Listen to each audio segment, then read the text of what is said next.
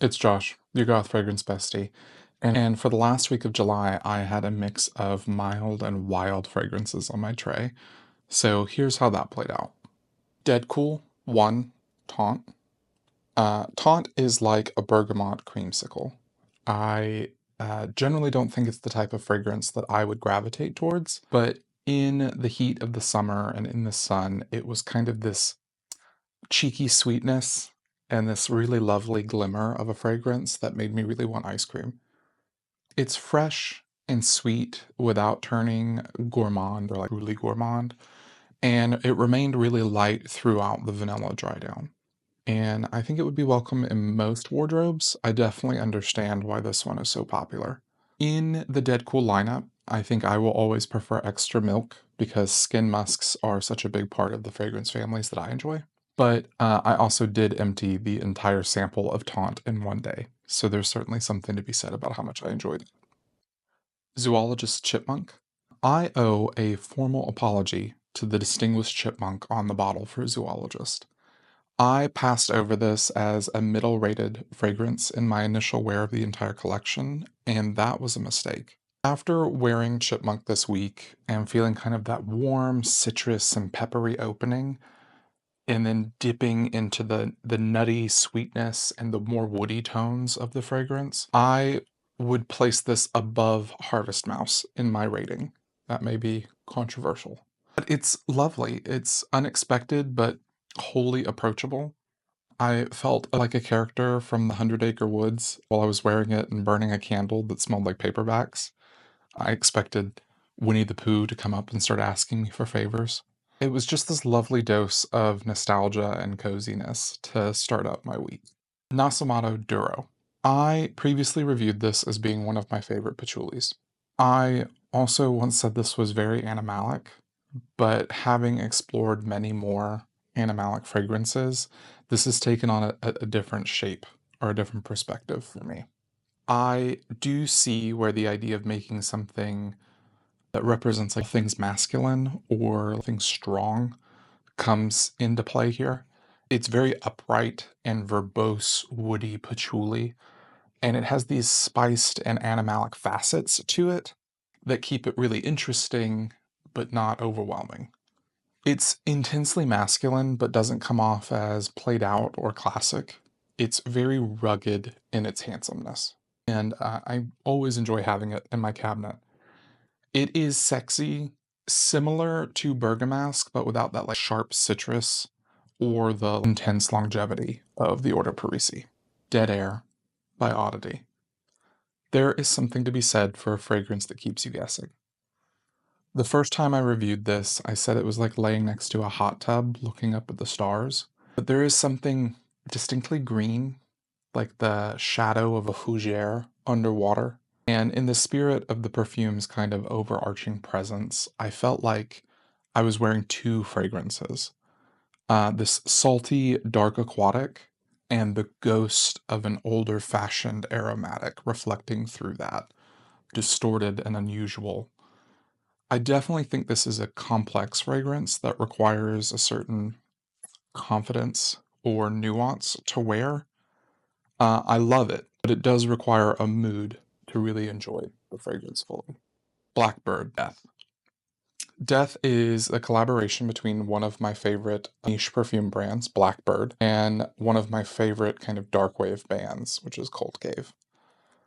Death attracted me as it would snare any goth kid by the nature that the perfume itself is dyed black and will stain your clothes if you're wearing anything else. The scent profile is this shroud of leather and sage with these dusty attitudes made of marble and this memory of funeral wreaths. It wears like an olfactory mausoleum, which I think was really the entire purpose of the fragrance. And there is oud in the base, which gives the leather a particular blackness throughout the wear that I enjoy. I found it both easy to wear, but impossible to get used to or nose blind to. It was like a memento mori of a perfume the entire time I wore it. Eau De Magnolia by Frederic Malle. This was a sample that was given to me in London when I made my purchase of Musk Ravager.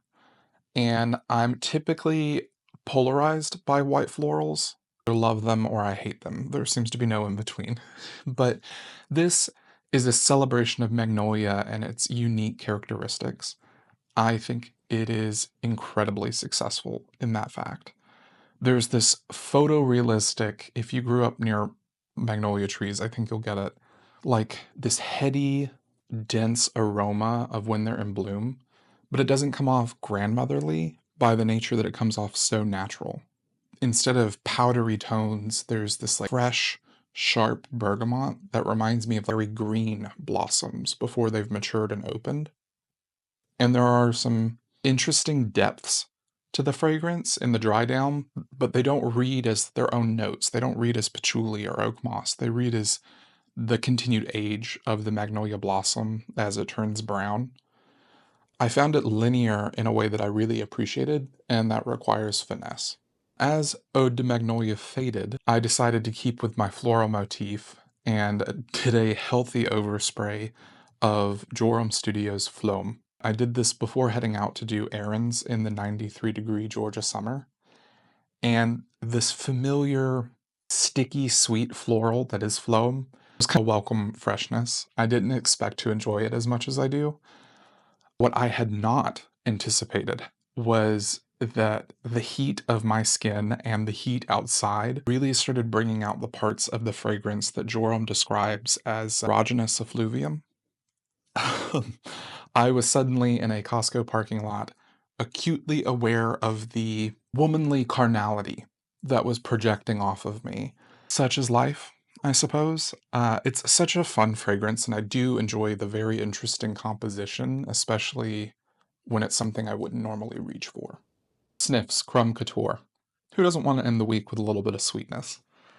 When I first got Crumb Couture, it was just starting its social media craze for the kind of unorthodox capabilities of Snif in their secret menu. I initially found it too sweet and gifted the full bottle to a friend and kept just the sample for myself. But as I've grown to appreciate sweeter fragrances, I'm really happy to be wearing it again. It's that jammy croissant that is very apparent, but not leaning into the snack quality. It's well tempered with the sandalwood and the tonka, and those two really bring a depth to what would otherwise maybe feel like a juvenile fragrance. And after wearing a significant amount of Heal the Way and Sweet Ash by Snif, I almost regret giving away my full bottle of Crumb Couture because it just took me a little while to appreciate that little blue wonder a little bit better. The longevity is not phenomenal, but for the price point that Snif is at, I think it's always a great option to either reapply or layer throughout the day. Sweet Ash will always be my favorite from Snif. It's what made me love vanilla, but I'm glad I got to come back and give Crumb Couture its just desserts. So that is what I wore this week. The mixture of wild, complex animalics and lighter, sweeter, cozier fragrances. I really enjoy when my fragrance tray takes me on a journey that I hadn't anticipated. I look forward to sharing more perfumes with you in the next week. If you enjoy any of these, let me know in the comments. If you're interested in seeing any more of my content, including my upcoming interviews with some perfumers, like and subscribe. I'm Josh, your Goth Fragrance Bestie, and I'll see you next time. Bye.